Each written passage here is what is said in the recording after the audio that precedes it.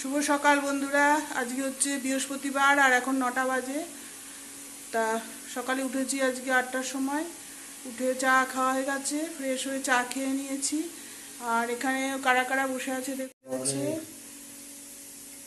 Morning morning. আর এখানে বাবাও রয়েছে। মর্নিং বলে দাও। বাবার ওখানটায় অন্ধকার, পেছন ঘুরে বসে তো। বাবাও বসে আছে। এখানে সবাই মিলে আমরা চা খেয়েছি সকালে, সেটা আর আজকে তোলা হয়নি।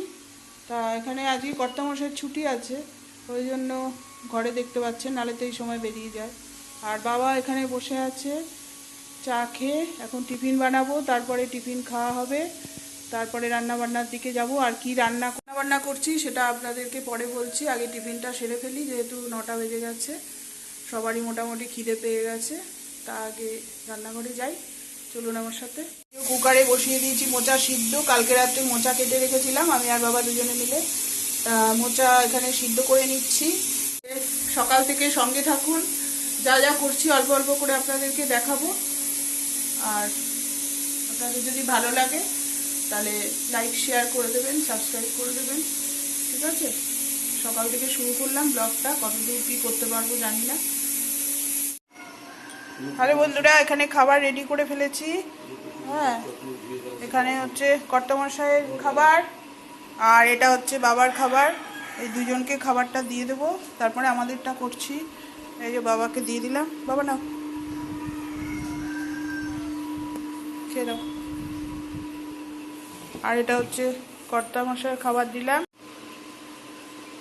এই যে ছেলেকে খাবার দিয়ে দিলাম, ছেলের টিফিন এটা। আর এখানে ওরা টিফিন খাওয়ার পরে চা খাচ্ছে, কর্তামশাই, এই যে বাবা, এই যে খাওয়া হয়ে গেছে টিফিন। খাবো, আমারটাও হয়ে গেছে, নিয়ে আসবো। আর গুবলু তো আজকে, আর গুবলুর ওই ঘরে পাত্তা নেই খাওয়ার সামনে। ওর চিকেন খেলেই এই অবস্থায়। যে বিস্কুটের পাশেও আসেনি সকালে, চা বিস্কুটের পাশে, আর এখন টিফিন খাচ্ছি তাও আসছে না, এই যে বসে আছে। ও যেদিন চিকেন খায় পরের দিন এরকম করে।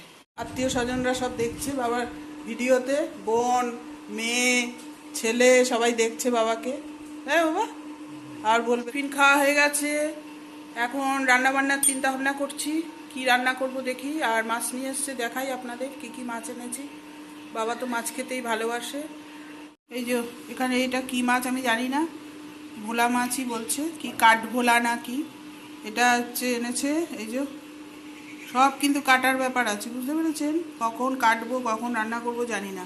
আর এখানে এনেছে এই যে চিংড়ি মাছ, এটাও কাটবো। আর সবজি কি কাটবো আপনাদেরকে পরে দেখাচ্ছি। মাছ দুটো দেখিয়ে দিলাম, এখন দেখছি কি রান্না করব, পরে বলছি। আগে এগুলো সব ব্যবস্থা করি, বুঝতে পেরেছেন? এখন বাজে হচ্ছে 10:30। তা এখন রান্নাঘরে চলে এসেছি, সব মোটামুটি রেডি করে নিয়ে এখন রান্না শুরু করব। তা কি কি রেডি করে নিয়েছি দেখুন, জোগাড় করেছি মোটামুটি। তা এখানে কালকে রাত্রে কেটে রেখেছিলাম মোচা, আমি আর বাবা বসে। তা এখানে মোচা সিদ্ধ করেছি, আর তার সাথে কিন্তু ছোলাও সিদ্ধ করে নিয়েছি একসাথে। এই যে আপনারা দেখতে পাবেন কিনা জানি না, এই যে মোচা ছোলা সব একসাথে, এই যে একসাথে সব সিদ্ধ করে নিয়েছি, আর আলাদা করে করলাম না। মোচার সাথে এখানে ছোলা দিয়ে সিদ্ধ করেছি লবণ দিয়ে, বুঝতে পেরেছেন?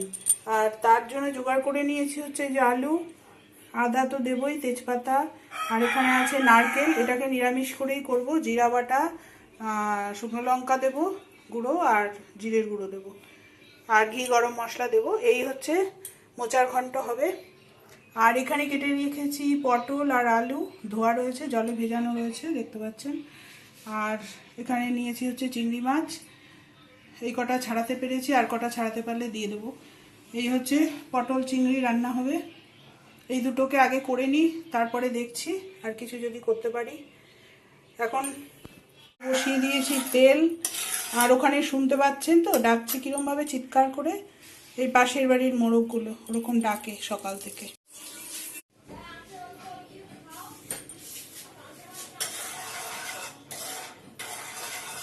এখানে আগে করে নেব হচ্ছে পটলের তরকারিটা।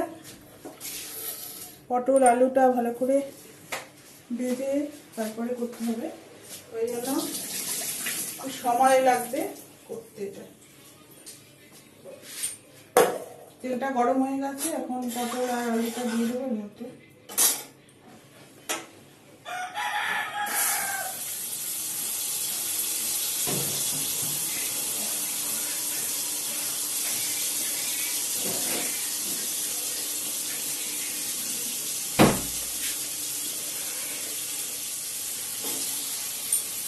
বাবা আসার পর থেকে বাবা যেগুলো আর কি বাড়িতে একা থাকে তো, বাবার রান্না করে দেয়, একটা বোন আছে, ও রান্না করে বাবার জন্য।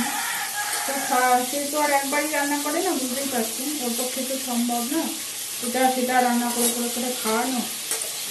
ওই জন্য বাবা এখানে আসে, বাবা যেটা যেটা ওখানে খাওয়া হয় না আমি সেগুলোই বাবাকে খাওয়ানোর চেষ্টা করি।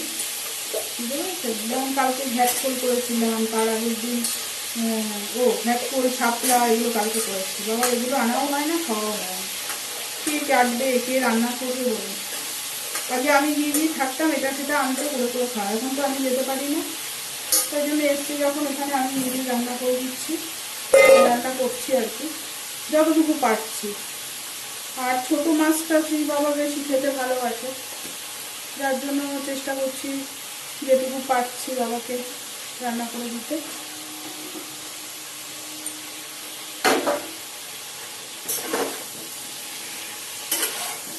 এখানে পটল আলুটা ভাজা হতে থাক, এটা অনেকটা সময় লাগে।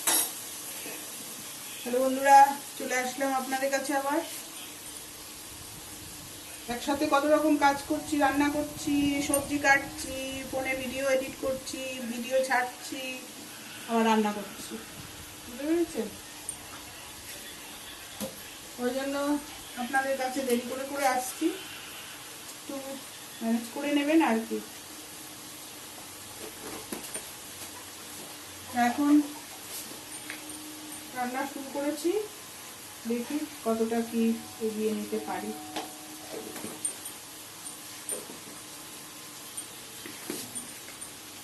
এখন রান্না করছি হচ্ছে পটল চিংড়ি।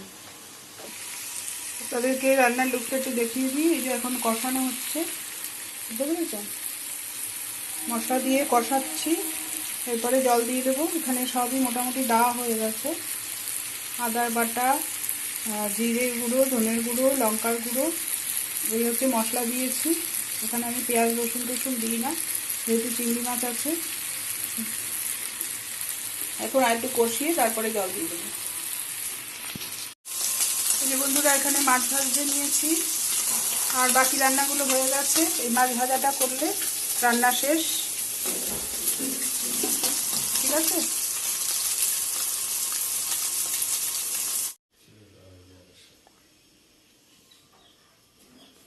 বেজে গেছে হচ্ছে 1:30।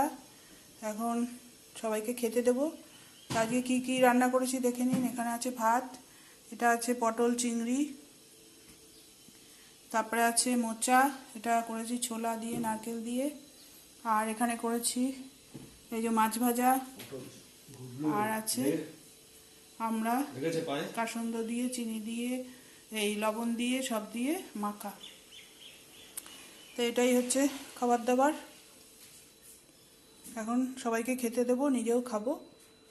তো মেনুটা কেমন লাগলো আপনাদের জানাবেন।